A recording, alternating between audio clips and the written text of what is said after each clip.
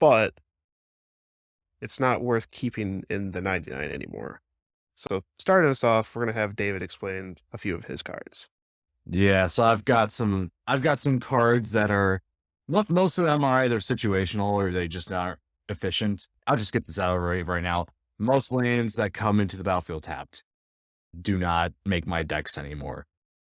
With the increasing speed of the format and the desire to get things out quickly and cheaply and easily as fast as possible, it's not practical more often not to include these cards, even if some of them I like.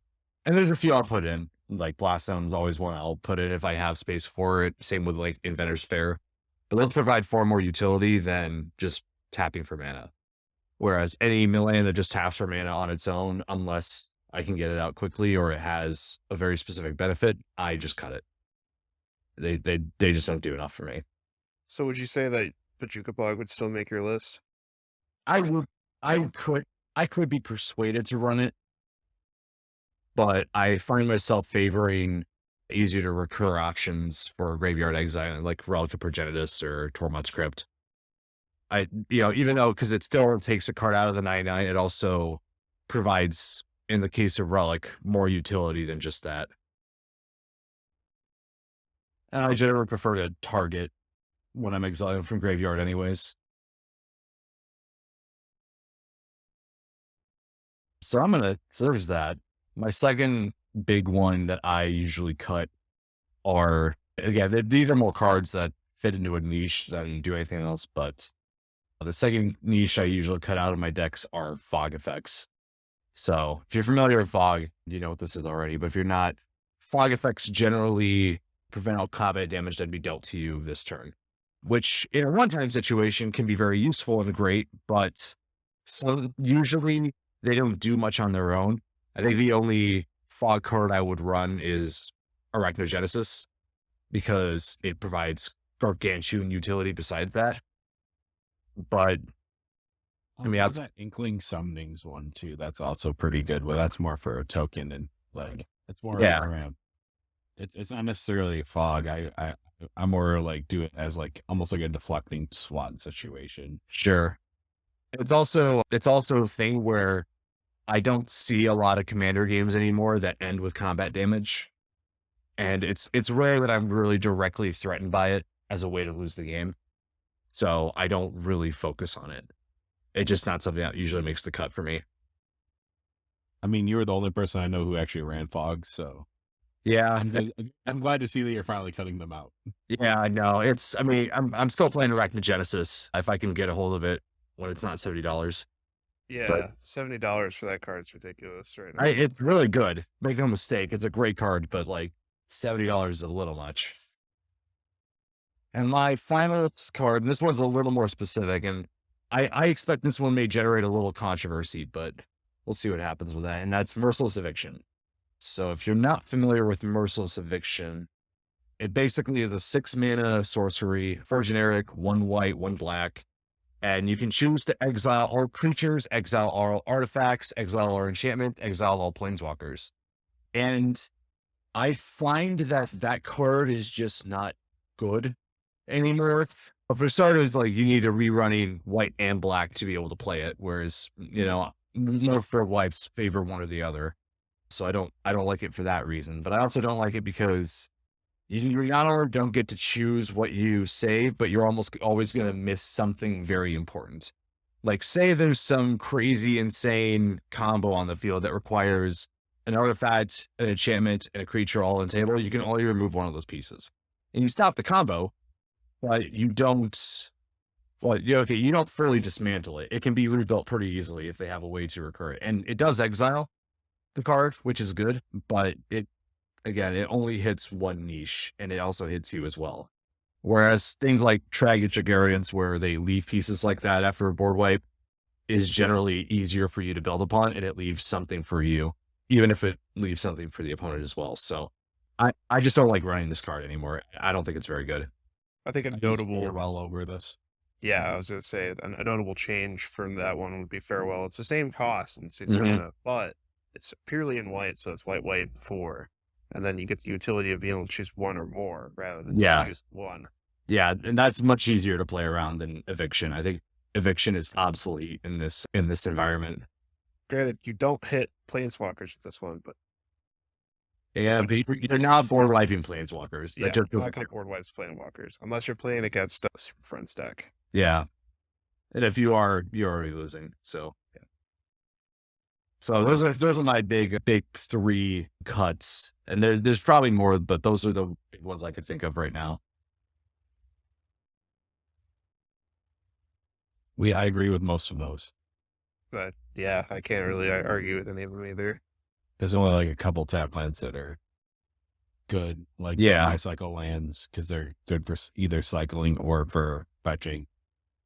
I mean, yeah, like I said, I still will run some tap lands. Like I still run Inventor's Fair, I still run Blast Zone, I still run Field of the Dead, but I don't Blast Zone actually comes in untapped. untapped. Then I'm stupid. I run Field of the It Dead. just- It just comes in with a charge counter because it's Sure. to blow up. Right. Tabooey. So, but yeah, those are my 3 big no-nos. So Sherry, tell us a little bit about the cards that don't make your decks anymore. Well, the first one is near and dear to my heart because I hate seeing this card whenever it's played, and that is Temple of the False God. This is a pretty hot take, but I really don't believe if you aren't in some sort of ramp deck or a deck that's good at accelerating their mana, you should be playing this card. I have had it in my opening hand more times than I can count, and it doesn't help you when you are a land behind everyone else, and by the time you can actually play it use it for its 2 mana, you're already way behind. It's an overrated card. If you need, there's other ways to do this, like using mana rocks instead that give a similar effect. Like what's it's Felwar? Is it Felwar Stone or is that Felwar Stone? Sol Ring obviously does that. The slightly worse version of Sol Ring that's 3 mana that comes in taps. Worn Power Stone. Yep. Or Power Stone. It's like run that instead of this card. Or if you have money, run an Ancient Tomb.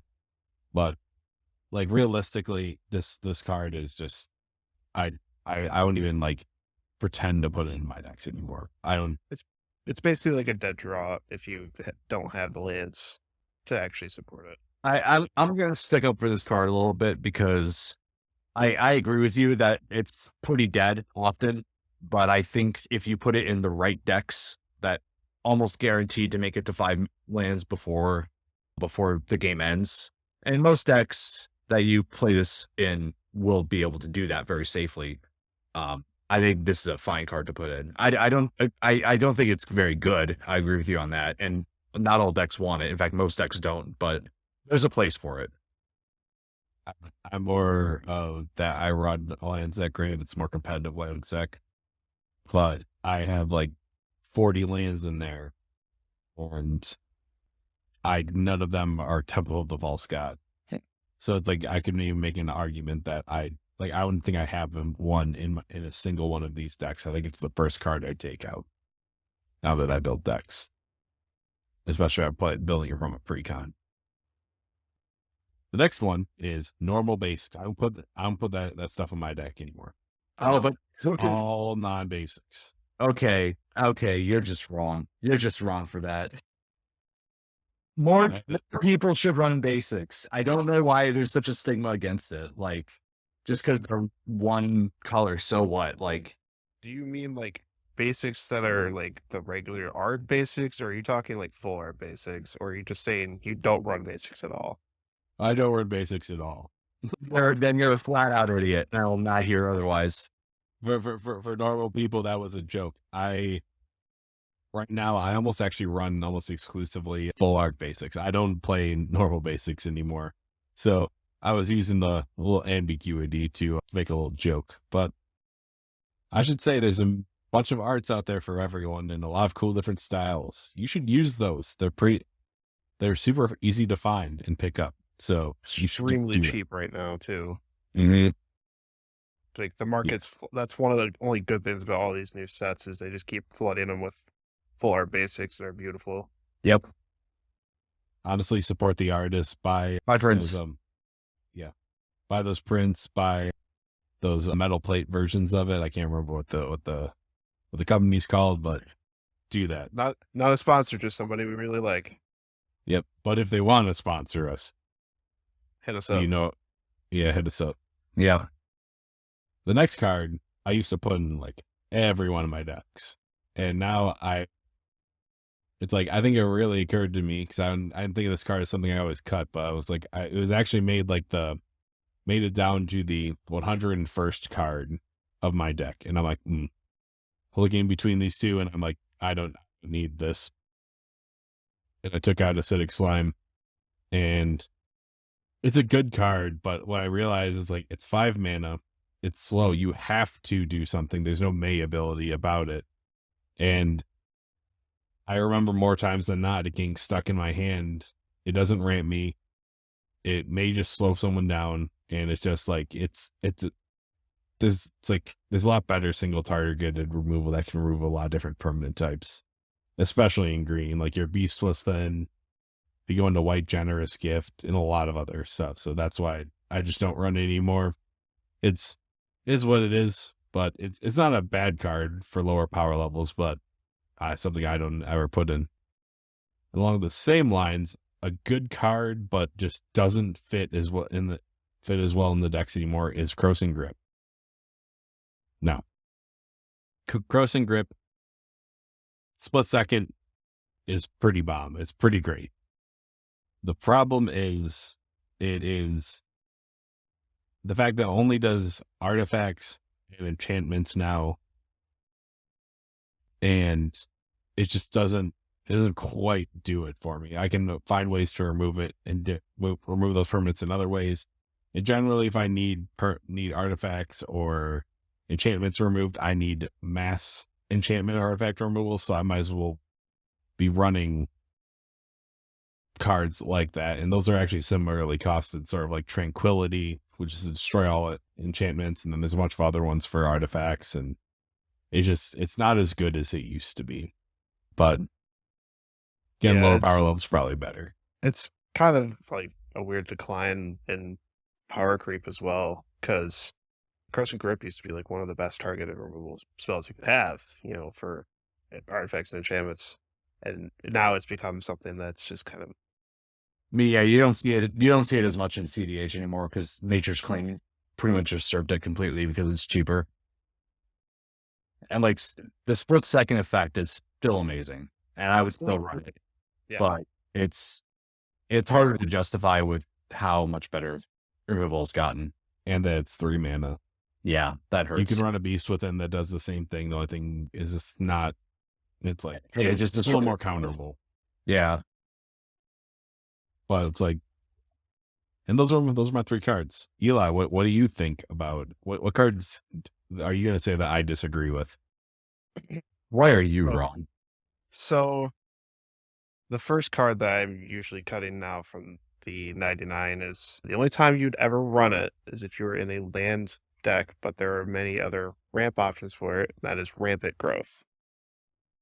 Rampant Growth is one of those cards that there are a lot better ramp options out there to be able to get you a basic land onto the battlefield. There are ways for you to get lands in general on the battlefield.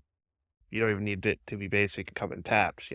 It's still a viable card. You can still play it. I'm not saying it's a bad card.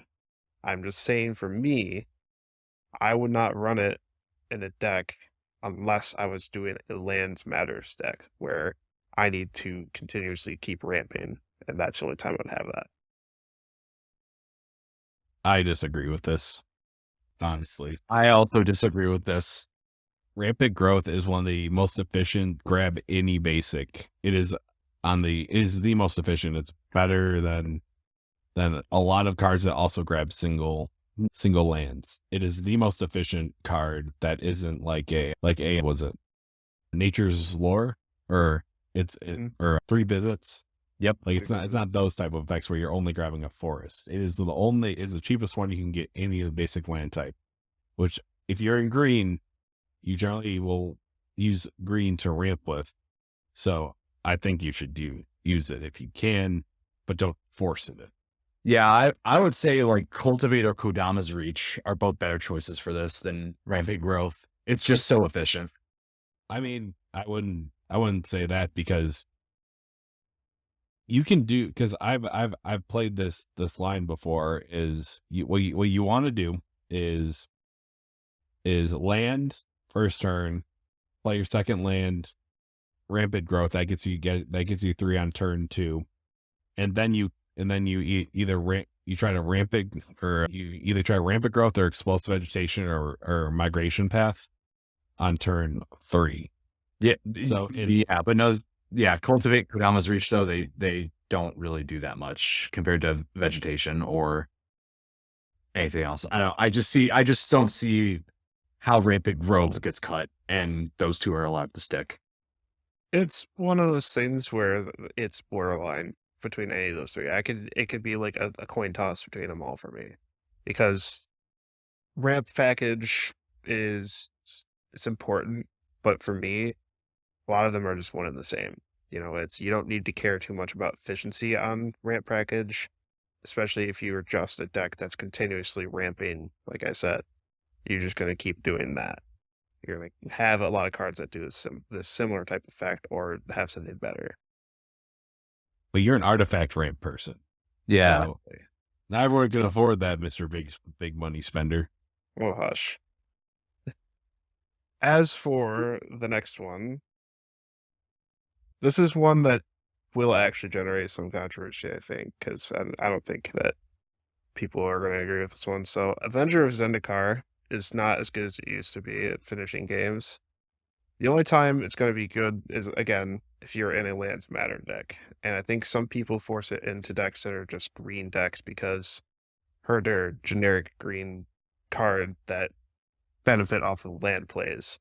So it's being shoved into decks that don't need it because they've seen game nights or they've seen any other, content that exists in the Magic realm, and they see that it's a card that can help finish the game, or people are scared of it. So they're like, oh, people are going to be scared of it on my table too. And I've seen a lot of times where this card gets played and they still lose. Beast Within, Pogify. Yeah. Like, there's so many ways to kill this thing. Yep, because as soon as you play it, everyone wants it dead before the plants get big. And it's also a prime target to get countered as well on the way down, and it will get countered by a mana drain. Like, it could actually backfire on you very badly. Yep. So I don't like playing this card either, but I do run it in the Maze's End deck that I have, because why wouldn't I? Sometimes you just need an alternate way to close the game. Yep.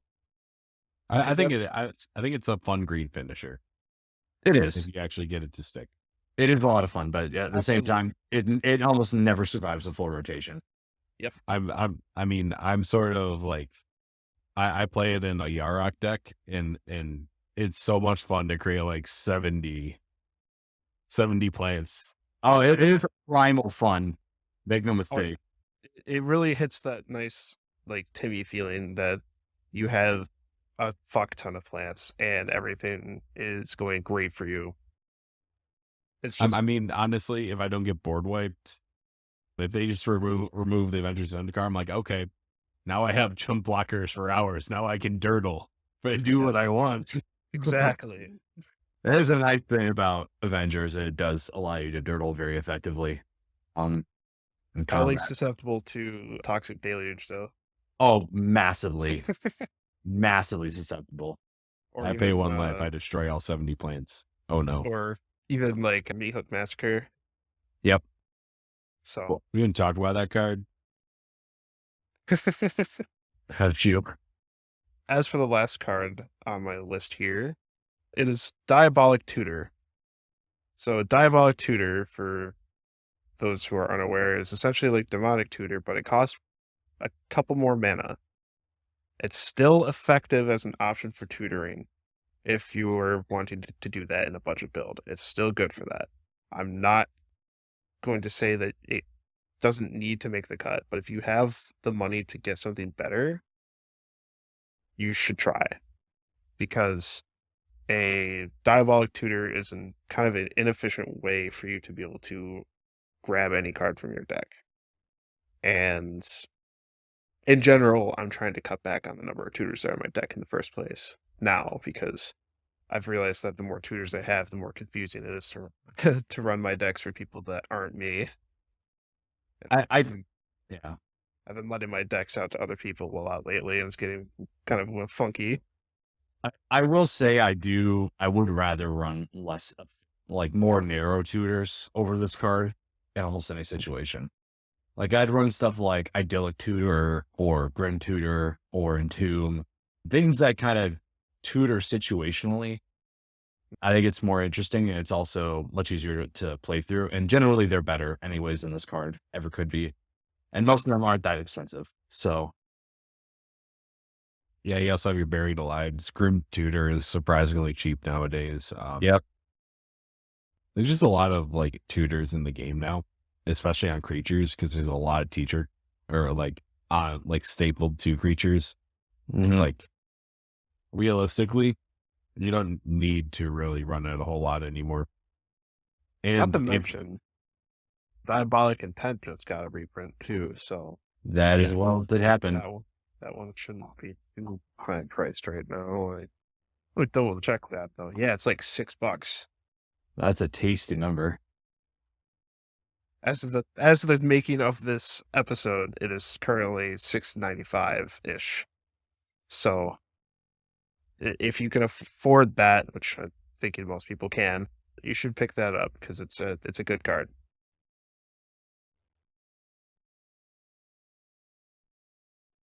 Beside that, I think that is it for us all, though, for cards that would make the cut, or that don't make the cut, rather. Let us know what you think. Tell us, do you agree with us? Do you hate our opinions? If you do, comment that below. Like the video if you really liked the video. Share with any of your friends. Follow us on @LostTurn on Twitter. And subscribe if you enjoy our content. We'll see you next time. Tell us why Eli's wrong. Thank you. Please tell us why he's wrong.